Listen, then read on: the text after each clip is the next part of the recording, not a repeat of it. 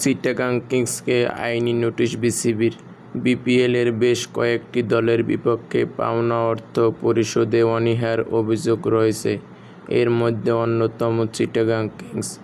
বকেয়া অর্থের চেয়ে সম্প্রতি ফ্র্যাঞ্চাইজির কর্ণধার সামির কাদেরকে লিগ্যাল নোটিশ বা আইনি নোটিশ দিয়েছে বিসিবি।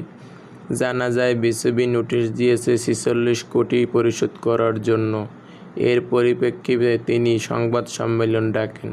মিডিয়ার মুখোমুখিতে তিনি দাবি করেন, বিপিএল থেকে লিগ্যাল নোটিশ দিলেও আলোচনার জন্য ডাকছেন না বিসিবি। এছাড়া বকেয়া অর্থ হিসাবে যে 46 কোটি পরিশোধের কথা জানিয়েছে, সেটা মন গড়া। বকেয়া অর্থ প্রসঙ্গে সামির কাদের বলেন, মজার বিষয় হলো এই ফিগারটা 46 কোটি টাকার। না ওনাদের কাছে কোনো জবাব আছে, না আমার কাছেও কোনো জবাব আছে। কিন্তু বাজারে ঘুরছে 46 কোটি টাকা। এই ফিগারটা কোথা থেকে আসছে, এটার কোনো উত্তর কারো কাছে নেই। বাংলাদেশ ক্রিকেট বোর্ডের কাছেও হয়তো জিজ্ঞেস করা হয়েছে, এর কোনো উত্তর নেই, আমার কাছেও নেই।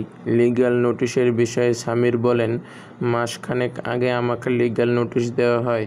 এরপর থেকে আমি বিসিবির কাছে অ্যাপয়েন্টমেন্ট চাচ্ছি, সমাধান করার চেষ্টা করছি। কয়েক মাস ধরেই আমি চেষ্টা করে যাচ্ছি বোর্ডের সঙ্গে বসে সমাধান করার, কিন্তু বোর্ড থেকে সেভাবে সাড়া পাচ্ছি না।